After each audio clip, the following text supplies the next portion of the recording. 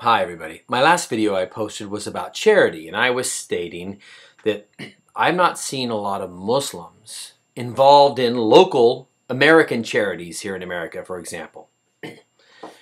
And people are responding, very interesting responses. One, a lot of great organizations that I've just seen that are Muslim groups.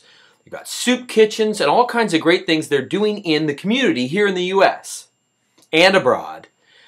And what a great way, one, if you're a Muslim group, to get more initiates, more people who want to be Muslims. You know, when Catholics have soup kitchens, a lot of people come over there, they're hungry, they need food, they need shelter, and they end up converting to the religion that fed them. It happens.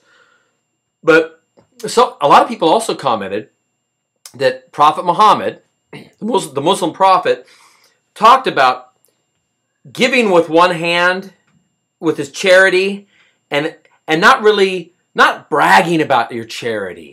And not trying to show off about the charity you give. And I understand that, I respect that, but this is a completely different thing. I'm not talking about showing off about your charity. I'm talking about giving charity as being part of the community that you're in.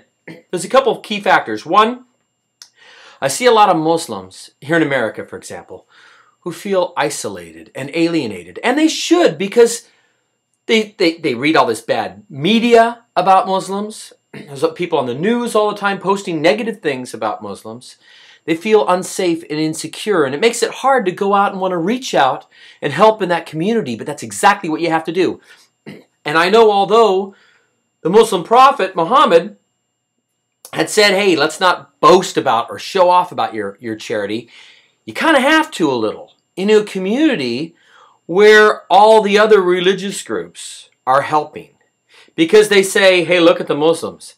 They're like all the other foreigners. They love our milk and honey. They utilize our resources, but they never give back. But I happen to have spent some time at the mosque, and I see there's always a fundraiser helping starving kids over here and helping starving children over there. And it's usually Muslims helping Muslims, which is great. And some Saudi people said, yeah, we help homeless people all the time. But that's Muslims helping Muslims. And it's not, I guess when it's Muslims helping Muslims, it isn't Muslims helping Muslims, it's humans helping humans. But what I'm talking about is Muslims helping non-Muslims. And not because non-Muslims need help. Here's a funny thing about American charities. Our starving, the American troubled, the people that need money and need help, they're nowhere near as poor as the Muslim poor. As the poor in the Middle East, as the people in trouble. If you were to compare the need, we're talking life and death, American charities look, comparatively pretty lame. Why would you spend any money helping somebody get their teeth fixed over here when there's children dying in the street over there? I get that. But it's about putting on a show. And I hate to say it that way, but you're in your community. You make a presence of being an active provider of some help in your community. The people in community see you as a provider in your community, not just someone taking from the community, but someone giving back. Then it's just like we've got the Catholics and the Lutherans and the Jews and all these different Christian groups. They all get together. They may not agree with each other about their religious beliefs, but they all know they have one thing in common. They're all helping locally. And at the mosque, they're all raising money to send over to starving kids somewhere else. It's great that they're doing it, and in a cosmic perspective, it's more noble than any other task.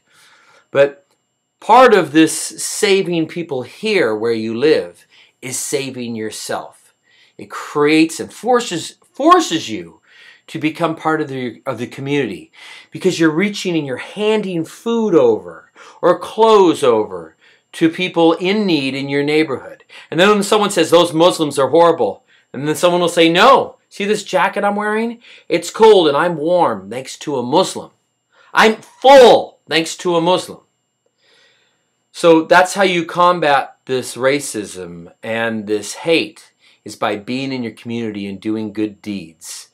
And on the converse, it's our responsibility as non-Muslims, my responsibility, to reach out to Muslims.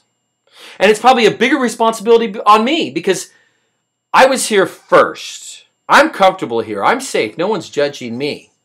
Maybe I owe the local Muslims something to let them know that they're not hated and reach out to them. And I have. I've done some of that. I should do more. And more non-Muslims should do more. When you see a Muslim, be nice. Extend your hand. Smile. Make them feel safe. So, if anybody feels unsafe, then we're all unsafe.